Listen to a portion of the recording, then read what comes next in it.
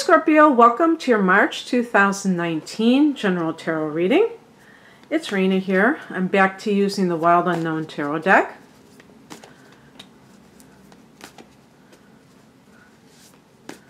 If you, I don't know if you're a regular, but if you might notice such details, I did get a new tablecloth, if you will, or a cloth to cover this desk. And it has folds in it, so I haven't ironed anything in like about probably close to 15 years, so, or maybe longer. That used to be a normal part of my life, and I no longer iron anything.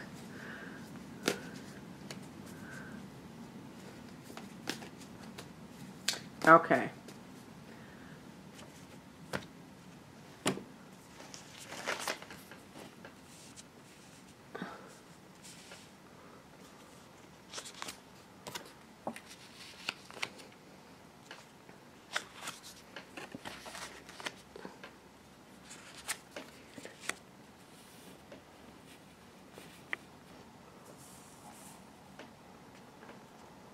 Oops, this is actually supposed to be in a challenge position.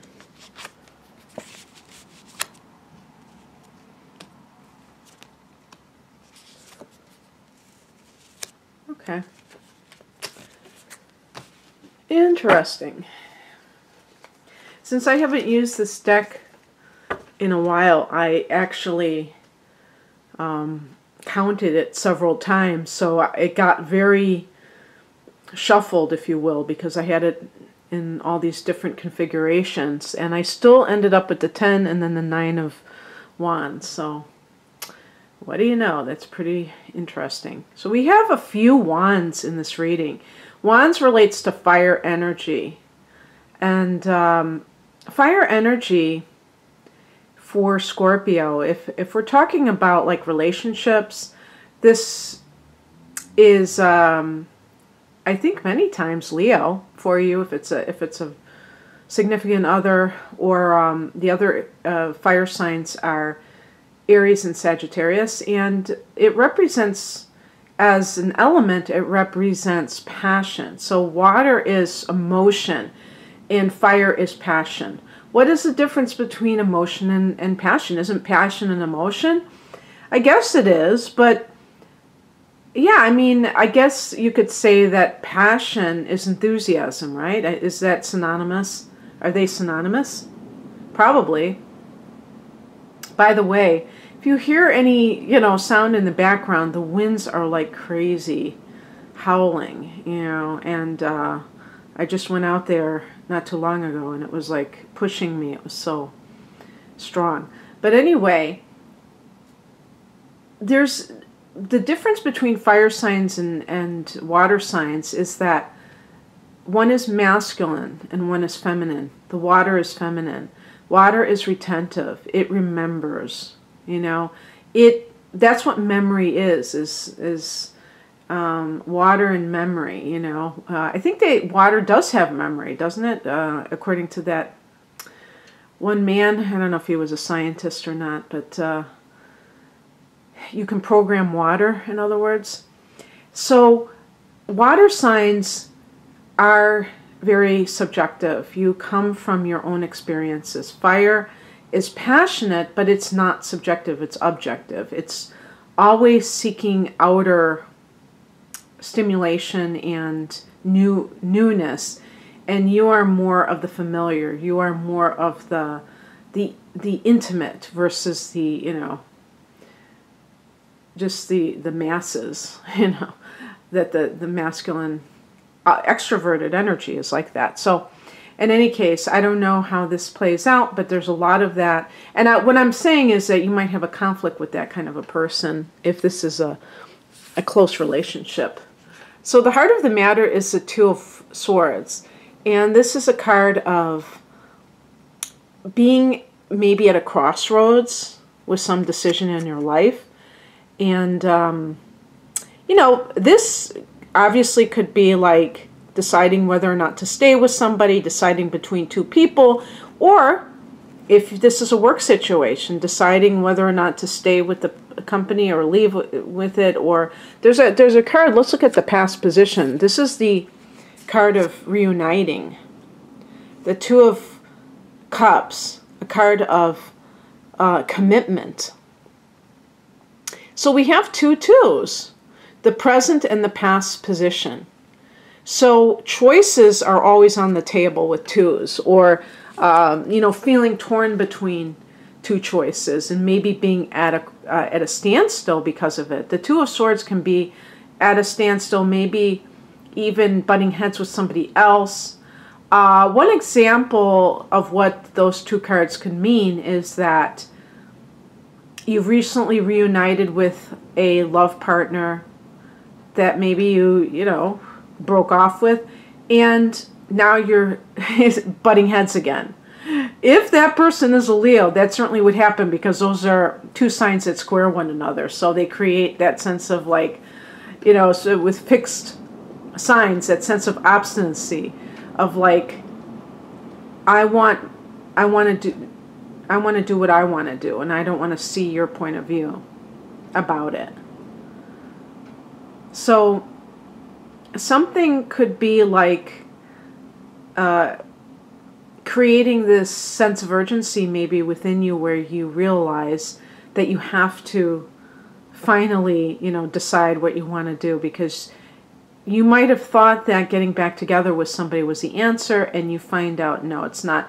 And this could even be workplace related, that you quit and you came back to the same company. And, anytime you stop something and you start it again, if there's no change that has, if you and the other party have not kind of talked through some of your differences, and you're going right back into something, how is that going to end well? It's probably not, because there was a reason that you parted ways in the first place. So it's one of those deals. And those of you Scorpios who have Libra, you could have Venus and or Mars in Libra, or anybody can have a moon in Libra or Libra rising. This can add to your indecision, or even Gemini too. You wouldn't have personal planets in Gemini. Well, you might have Mars. Who knows? But in any case, you definitely could have another astrological influence that increases the likelihood of you being indecisive about things. Being able to see multiple sides of an issue has its upsides and its downsides, and one of them is not knowing what to do, And the higher message, which may give you advice, is the Five of Wands. This is a card of conflict, card sometimes of competition. So with a workplace situation, it's saying this is a dog-eat-dog environment, and you probably quit the first time because of that.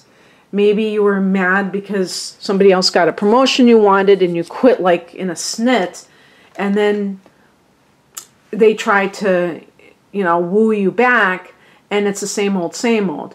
With love relationships, you're bickering all the time. Even competition among partners can occur. And you may feel like it's not good. I mean, you may not feel good about it, but perhaps there's sexual chemistry. Maybe physically the two of you are on fire, and everything else is just craptastic. It's not good. So that's an important thing to observe, is how you and the other person interact together. Because if it's not happening, it's not happening. And getting back together won't solve that problem. It will just continue it. What crosses you is represented by the Judgment card. That's a lack of judgment. And this card actually connects with Pluto.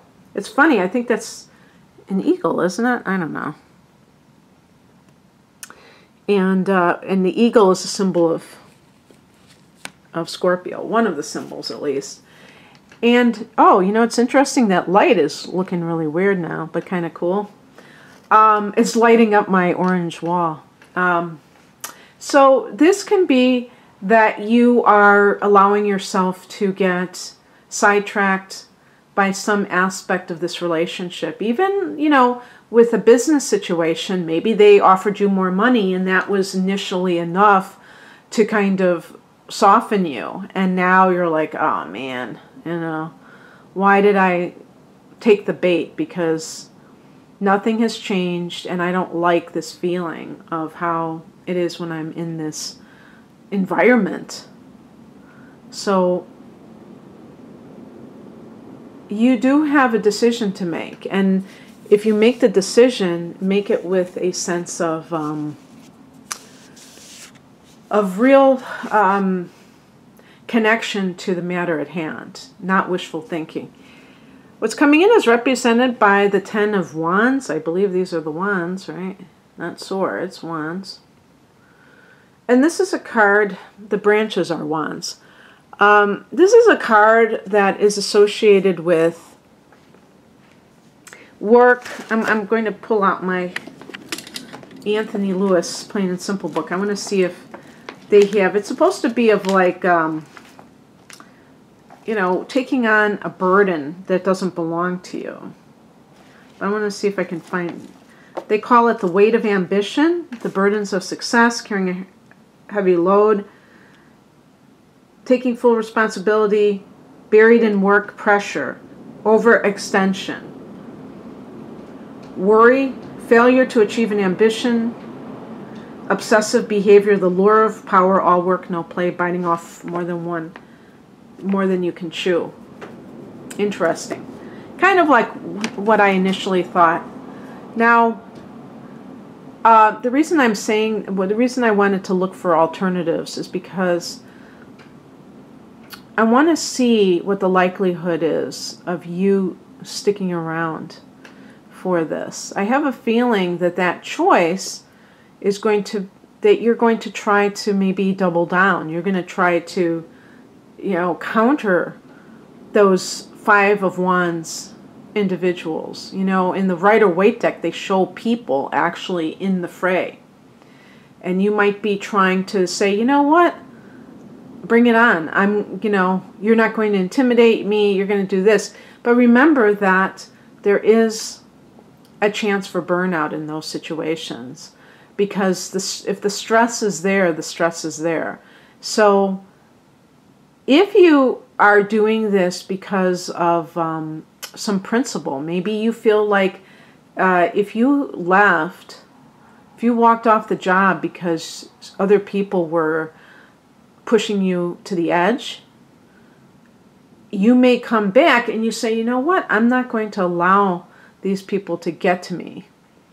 And maybe you know, maybe they placated you by giving you the position that you thought that you had lost. I don't know. But now, like, even if you did get it, you may be feeling the heat. You may be feeling like, oh, you know, I got this thing that I thought I wanted, but now what? I have to work longer hours. Now I have more stress because I have more responsibilities. So you might be thinking, wow, what did I do? But you're kind of shouldering your responsibilities, and perhaps you've made up your mind that you're going to stick around for a certain amount of time, and then you will maybe move on. And for romantic situations, this can be a situation that you are, if you have been fighting with a person, maybe that you reunited with. Oh, by the way, the Two of Cups can be about commitment itself. So it could be that you committed to somebody, you got engaged, or maybe even got married.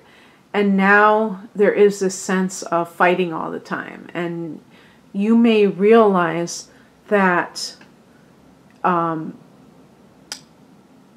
may have suspected that you made a mistake, that you didn't really know this person well enough. And that the Judgment card and the challenging position can be that you didn't really see how they were for whatever reason, and maybe it was a very quick courtship, I don't know. But now, with the Ten of Wands, you may be trying to make it work. But if you're only trying on your end, then chances are it's just a matter of time, you know. And so, I mean, not to say that to be negative, but it can't be one-sided, obviously. And the outcome is the Nine of Wands. This is a card of boundaries.